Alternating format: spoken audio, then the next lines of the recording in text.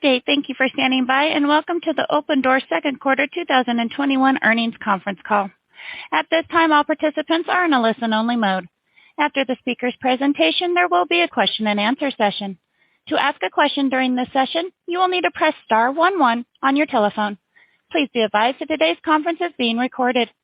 I would now like to hand the conference over to your speaker today, Elise Wang, Head of Investor Relations. Please go ahead. Thank you, and good afternoon. Full details of our results and additional management commentary are available in our earnings release and shareholder letter, which can be found on the investor relations section of our website at investor.opendoor.com. Please note that this call will be simultaneously webcast on the investor relations section of the company's corporate website. Before we start, I would like to remind you that the following discussion contains forward-looking statements within the meaning of the federal securities laws, including, but not limited to, statements regarding Opendoor's financial condition, anticipated financial performance, business strategy and plans, market opportunity and expansion, and management objectives for future operations. These statements are neither promises nor guarantees and involve risks and uncertainties that may cause actual results to differ materially from those discussed here. Additional information that could cause actual results to differ from forward-looking statements can be found in the Risk Factors section of Opendoor's most recent annual report on Form 10-K for the year ended December 31st, 2021. Any forward-looking statements made in this conference call, including responses to your questions, are based on management's current expectations and assumptions as of today, and Opendoor assumes no obligation to update or revise them, whether as a result of new developments or otherwise, except as required by law. The following discussion contains references to certain non-GAAP financial measures.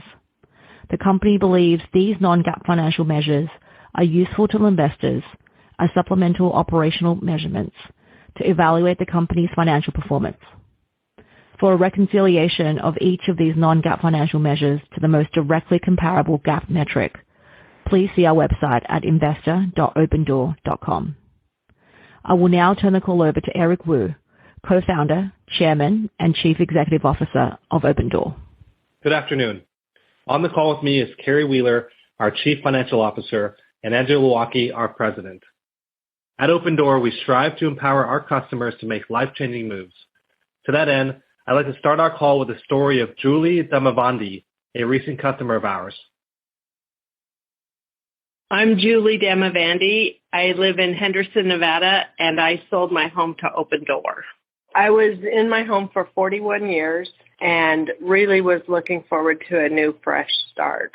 I felt a lot of emotional baggage in that house, and it was just really past time to move on and let a lot of that go. When I was looking to move, I found a new build that I was excited to be able to pick out all my new stuff in, and the only hang-up was I had to sell my house to do that. So the salesperson actually had heard of Opendoor and recommended that I might try them. I went home that night and I started that process. Within 3 days, we had a price agreement and were, in contract right away, which made it possible for me to then sign a contract with the new builder. It was like, okay, I don't have to pay to refinance my house. I don't take the money out to do these fixes. I don't have to put a lockbox on my front door and have people traipsing through my house when I'm home or not home. There was just so many good things about Opendoor. This whole new method of doing this was kind of new to me, but in the end, it was unbelievably easy and stress-free. Before I moved, I was feeling like there was a big, heavy burden on me. But then once the sale was through and once I had moved out of that house, I really felt freedom, like I could literally fly because I didn't have that weight. I didn't have those sandbags on me. Opendoor made this whole fresh start possible. Against the backdrop of the macro and housing market uncertainty, our product that delivers simplicity, certainty, and speed is needed for our customers like Julie now more than ever. As such, In the second quarter, we helped over 14,000 homeowners move with peace of mind and delivered a revenue of $4.2 billion, growing over 250% year-on-year, with record contribution profits of $422 million, adjusted EBITDA of $218 million, and adjusted net income of $122 million. In addition to our financial performance, we took important steps towards our goal of servicing home sellers nationwide and building a better home buying experience. We entered 6 new markets, bringing our total footprint to 51 markets, and expanding our underwriting capabilities to cover nearly 30% of U.S. home transactions. We have also just announced our multi-year partnership with Zillow to give their hundreds of millions of monthly visitors the ability to instantly request an Opendoor offer and sell their home online. It's rare that 2 market leaders come together and align on a vision, and we believe this partnership will fundamentally change how people buy and sell a home. For home buyers, we went live with our new Opendoor financing app in California, enabling our customers to get pre-qualified in less than 60 seconds. We see adoption that suggests we will achieve our highest attach of financing within just a few months of going live. And finally, we've officially launched Opendoor Exclusives, a first-of-its-kind marketplace that lets home buyers purchase an Opendoor home pre-market via an e-commerce-like experience. In the words of a recent exclusive customer, quote, "I felt like I was shopping for a home on Amazon. The process was seamless and uncomplicated," end quote. So it's no surprise that we've already seen tremendous momentum and positive feedback of Opendoor Exclusives. While we are pleased with these results, the current market volatility is requiring us to be highly dynamic and rigorous in managing risk and overall inventory health. As most of you are aware, the housing market has moved rapidly over the second quarter. We saw a steep slowdown in home transaction velocity and home price appreciation from all-time highs, caused by a spike in interest rates and subsequently a change in mortgage rates at a speed we have not experienced in 40 years. As a result, these macro shifts had led to a faster slowdown in housing than we had forecasted.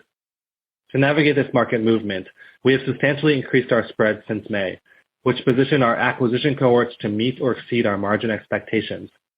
Second, we are prioritizing inventory health and selling down our existing inventory with price reductions that are in line with the speed at which the market is moving.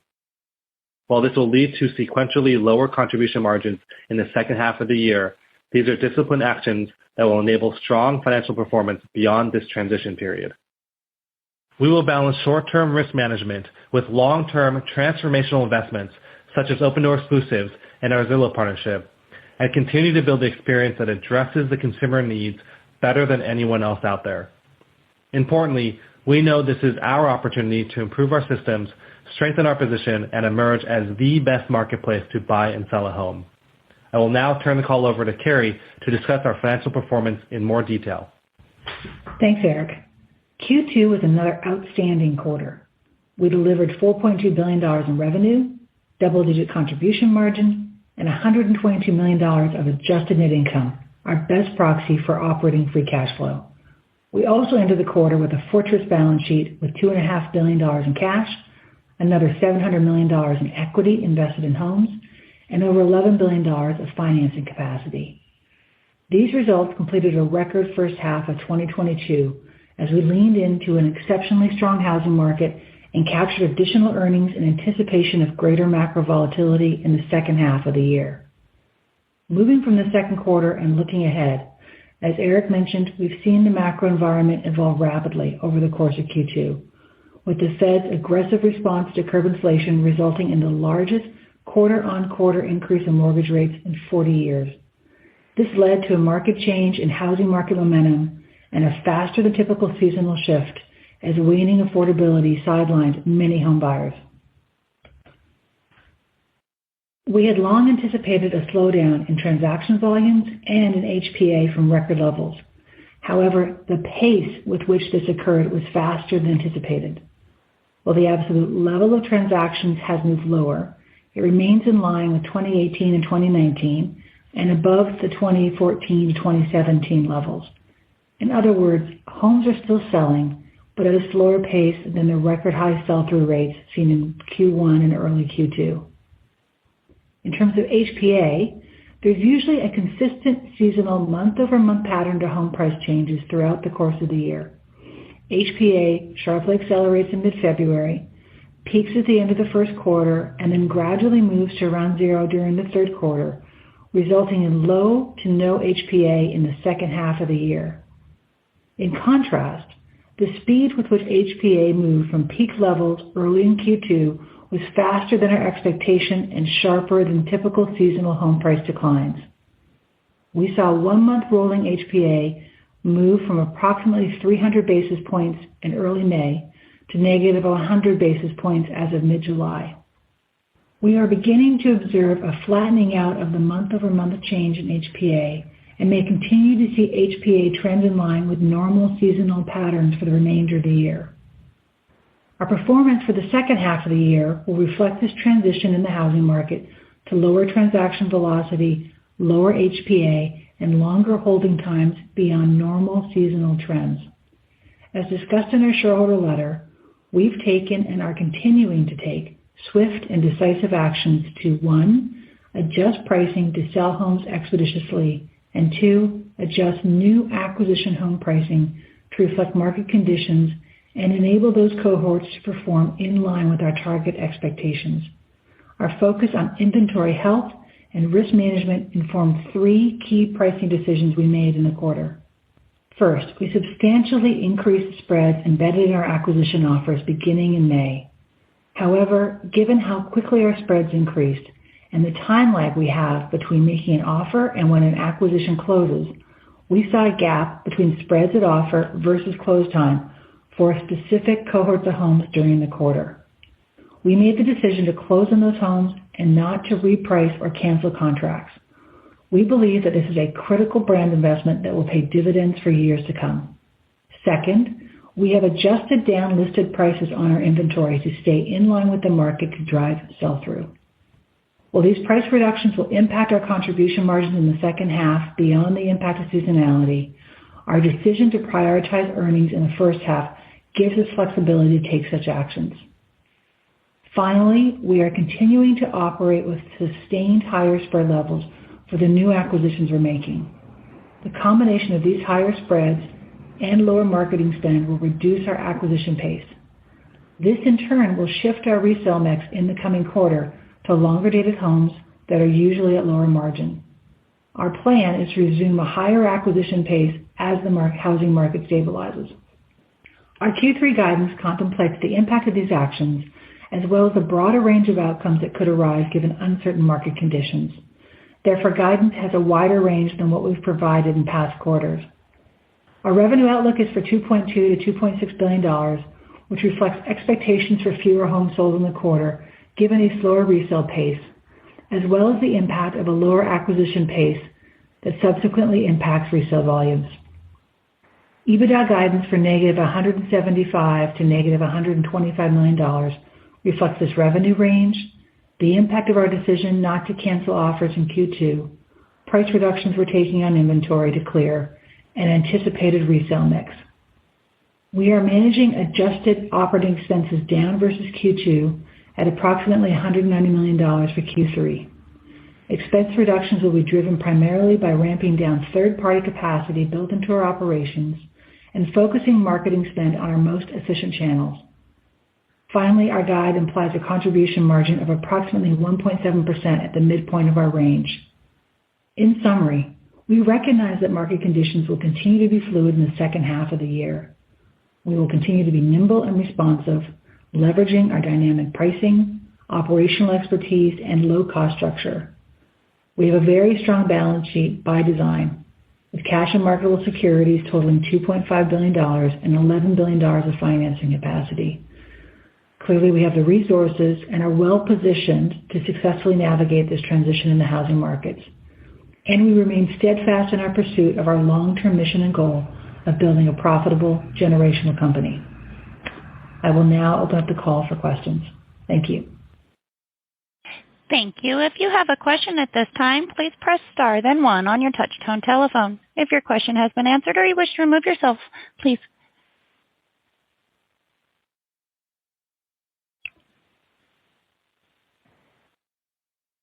Our first question comes from Jason Helfstein with Oppenheimer. Your line is open. Please go ahead. Thanks. So just, I guess, like a few thoughts. So one, it seems that this is a hard business to forecast on a quarterly basis, just given the near-term volatility. But, as you play this out over bigger numbers, it's more predictable. So I guess one, would you think about potentially maybe shifting to annual guidance? And then two, obviously there's a fixed cost base you need to cover, and when you slow down, as you're guiding to in the second quarter, you don't cover that. That being said, this partnership with Zillow is obviously pretty significant, what it could save you on marketing. So maybe if you can opine as to how fast that can get up and running, and, maybe like a magnitude of what you think that could mean for savings on the sales and marketing side. Thank you. Hey, Jason, it's Carrie. I'll take the first part of that. I think what's hard to forecast is a 40-year move in mortgage rates over a single quarter. That's ultimately what we've been navigating here. And that has really been the challenge, as opposed to an ability to forecast quarter to quarter. What we're navigating is a very different macro forecast than what we had been embedding in our expectations. We had been building, spreads and increases in those for a long time, as you know, in anticipation of a housing slowdown that would be in line with other past slowdowns. But what we saw with this, very large and very fast moving rates, in a single quarter, again, it's a 1 in a 40-year type scenario. And so we've been navigating a much steeper slope. Outside of that, I think our systems are doing exactly what they're designed to do, which is responding very, very quickly, adjusting prices to market, and we've been raising spreads on new acquisitions. And then, Jason, it's Andrew. With respect to the Zillow partnership, we're excited about what's ahead there. We do think it has the potential to help us serve meaningfully more customers over the midterm. The teams, given that we just announced the deal today, are hard at work putting that together, and we expect it to be live in the coming months. For us, it's a major milestone on our journey to have every homeowner in the country start their move with an Opendoor offer. We're combining Zillow's category-leading audience of over 200 million monthly uniques with our leading platform and solution, and we're excited about the potential that offers.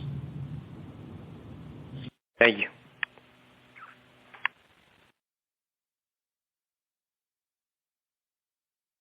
Thank you. And our next question comes from the line of Robert Zellner with Truist. Your line is open. Please go ahead. Hi, thanks for taking the question. This is Robert Zeller on from Naved Khan from Truist. So if we're just comparing the environment and volatility today versus 3Q of 2021, I think when you guys first started widening your spreads, I think you mentioned in the letter you're starting to see flattening out of the month-over-month changes in HPA. So would you say the highest volatility period is likely now behind us, and you think it might be easier to forecast rate changes, HPA inventory levels heading into the back half of the year or into 2023? And then sticking with mortgage rates, I mean, we've seen them starting to come down recently. So do you think that could provide a catalyst or tailwind to that home buyer demand starting to come back in the back half of the year or early 2023? Thanks. Hey, Robert, I'll take that as well. I mean, with respect to the spread increases, again, as you mentioned, we had been increasing spreads going all the way back to last fall, but we moved them up to what has been record levels really starting in May on the heels of all the changes we saw in mortgage rates. We moved them up quickly, and we moved them up materially. And we continue to operate today at those sustained higher levels of spreads, in part because the housing market continues to be quite fluid, and we want to make sure that we're building substantial conservatism and we're appropriately managing for risk over the back half of the year. The second part of your question about mortgage rates, would they be coming down? I'm loath to forecast that. I think what we want to do right now is focus on clearance, risk management, and build into fresher inventory. And as we acquire new homes, we're doing that with substantially higher spreads.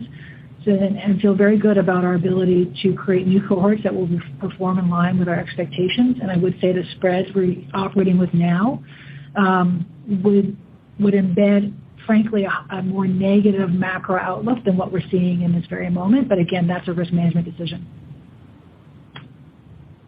Thank you.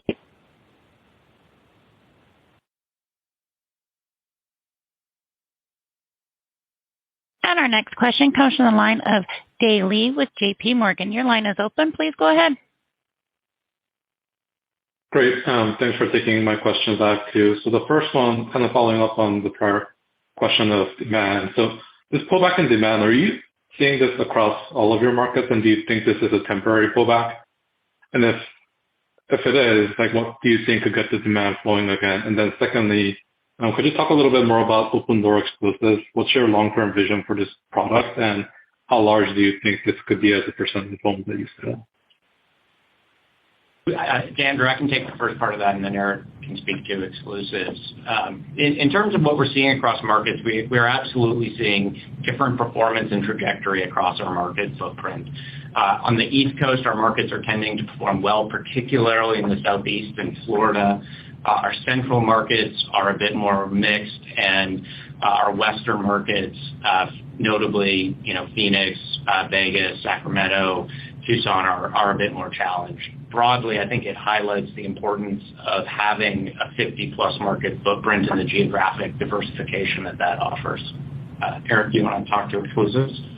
Yeah, with regards to the long-term vision around exclusives, what I can say is that we know how broken the process is to buy a home, and it feels more like Craigslist than Amazon, and we're going to change that. We're going to make it a simple, seamless experience, and we really believe this is a win for customers and a win for Opendoor. A few features that we launched are, one, there's a buy now price, and this really removes multiple counterparties and the need for negotiations, and you probably bought a home. It's a lot of back and forth and a lot of uncertainty. We provide an appraisal price match guarantee, which removes the issue around price and gives our customers peace of mind that they're paying a fair price. And then lastly, we built an e-commerce-like experience, and it's really magical. For Opendoor, we actually found that by providing these homes exclusively on Opendoor, it drives us audience. So said another way, we're using our unique supply to aggregate direct buyer demand. And this can have significant positive impact on unit economics, obviously, because with a direct demand funnel, we can lower the transaction cost, decrease close times, and increase services attached. So we think the impact can be substantial over time. I would say that to the part of your question, how big can this get?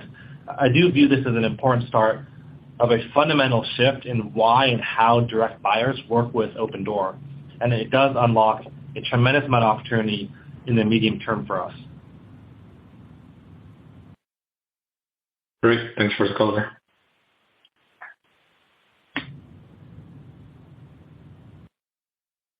Thank you. And our next question comes from the line of Nick Jones with JMP Securities. Your line is open. Please go ahead. Hi, thanks for taking the questions. I guess just revisiting the Zillow partnership, it sounds like that's going to attract a significant amount of volume. I mean, how do you think about managing the amount of, I guess people requesting quotes versus what you can fill? And then I guess the second question on that, with kind of Zillow's upper funnel, does that change the pace at which you'll enter new markets from here? Thanks. Sure. So we are excited about the potential volume. I think one of the things that is unique about the Opendoor platform and that we've built is the flexibility we've embedded in it. We've obviously been able to scale up significantly over the last 24 months, and equally, as we're looking at the third quarter and lower volumes, we're able to take some of that flexible capacity out of the system. And so our ability to support a meaningful partner like Zillow is absolutely there, and it's one of the things that differentiates our platform. In terms of the pace of market launch, look, we're in 50 plus markets across the country, covering 30% of all transactions. So we feel very good about that footprint. We are still opening markets, but our focus, given the dynamic market environment right now, is really on managing the existing footprint that we have. Got it. Thank you.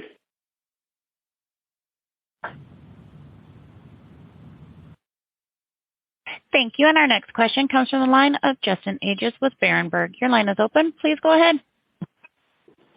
Hi, thanks for taking the question. Just looking ahead, and given the volatility, I understand that this might be difficult to answer, but as the kind of market transitions to more of a buyer's market, is there an opportunity for you guys to see this through and increase the inventory because you have the ability to buy what are good houses, just not at the right time to sell them? Yeah, Justin, hey, it's Eric. The short answer is yes. We fundamentally believe that we're providing a tremendous amount of value for sellers, and we've built that experience and system over the course of 8 years, and we're best in class at that. And we're also becoming very good at servicing buyers and understanding how to resell homes efficiently, improving that experience for agents and buyers, and launching exclusives on top of that. And so if you take a step back, it's a marketplace we're managing. We want to make sure that we have sellers coming to the platform and delighting them, and we have buyers coming to the platform and delighting them, and really centered around Opendoor homes. And so to your question, do we view this as an opportunity to grow inventory? The answer is yes. We're managing that growth with proper spreads to ensure that we hit our contribution margin targets, and while also managing risk.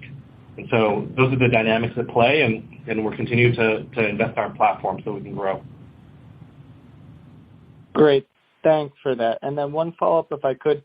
Can you give us any insight into the early returns in the Northeast markets? There's been a few questions bouncing around of how translatable the model is to markets where the homes maybe aren't as similar.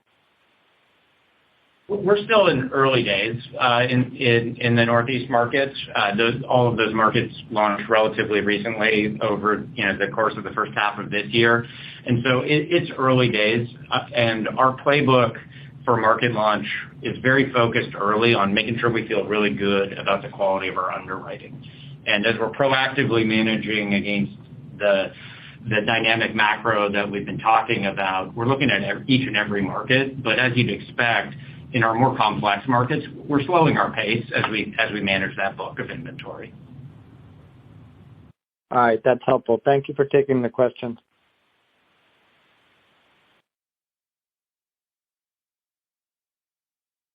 And our next question comes from the line of Ryan Tomasello with KBW. Your line is open. Please go ahead. Hi, everyone. Thanks for taking the questions. Can you provide some color around the impairment, how many homes that related to, and if that was concentrated in specific markets? And then a follow-up question on your spreads.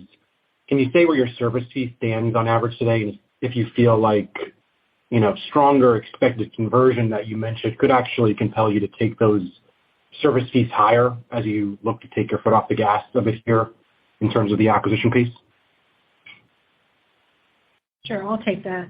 Hey, Ryan. So on the impairment, we don't break out it by geography or by month of cohort, but I would say it is just meant to reflect, as of June 30th, our expectations for forward HPA and resale policies at the time. Certainly since then we continue to respond to what is a rapidly changing macro environment, and we have and will continue to adjust our pricing to reflect that. With respect to your second question around conversion and fee, and I think one of the things we've been talking about for a little while, and it's become, frankly, more significant as of late, is that notwithstanding higher spreads, we have seen conversion outperform our expectation on a spread-adjusted basis. So just to unpack your comment, we have a service fee that's static in all our markets. It's 5%. We manage spread via value we provide to the customer, and that is what we have increased measurably, particularly in May on the heels of the mortgage rate move. And so notwithstanding the fact that spreads have increased, I'd say we still see conversion performing quite nicely on a spread-adjusted basis. And importantly, as we see the housing market start to stabilize, our expectation is that we can start to adjust spreads over time, and it's a two-way door for us. We'll be able to grow back into acquisition volumes.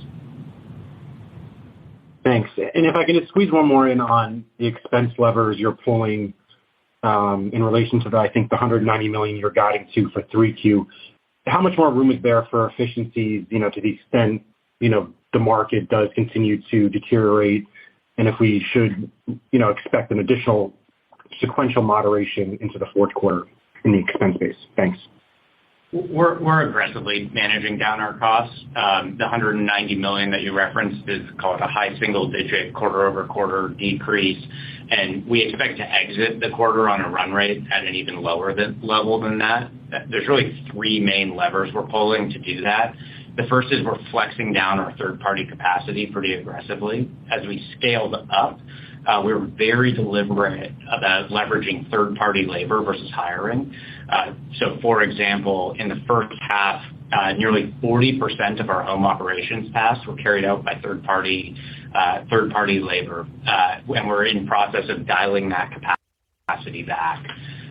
Second, we're focusing our marketing spend on our most efficient, highest return channels, given the high spread environment. And then finally, the team is really scrubbing every aspect of our spending, and we expect that to continue to come down over the course of the year. Great. Thanks for taking the questions.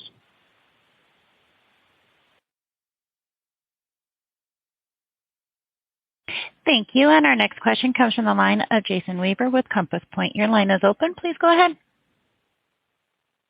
Hi, good evening. Thanks for taking the question. As it pertains to just broad consumer adoption trends, I wonder what you are seeing regarding offer request rate as a percentage of your average site visitors. Is that rising given the uncertain environment? In Q2, I think we talked about seeing record offers, which was obviously good to see. We've made meaningful investments in our brand, and what we know is that as we grow awareness of our solution, we grow the business ultimately over time. And so certainly we're seeing those investments move the needle. Okay, and if I could follow up with just one more, bridging off one of the prior questions, the $82 million mark, I'm curious about that against the language that you've stated that you may look to reduce prices to be able to clear out some of this inventory going forward. So should we expect to see valuation marks of similar like magnitude in third and fourth quarter? I can't sit here today and give you a forecast for 9/30 in terms of impairment, but we will go through that same methodology again. My comment was just, we impair homes and we revalue them based on what we know at the time, based on a forward expectation of where home prices are going and the resale policies we have in place. But given how dynamic the market is right now, we're going to continue to adjust pricing and resale policy as we work to drive clearance across the entire portfolio. And that'll be the basis for where we mark homes as of 9/30. So I can't sit here today and give you a number or a direction. Fair enough. Thank you. That works. Thank you. And I'm showing no further questions, and I would like to turn the conference back over to Eric Wu for any further remarks. Thank you. To close this out, I want to say that we're focused on the long term, and I do want to remind us of a few things. We spent the past 8 years improving and making efficient how we buy homes, and this has made us best in class at that.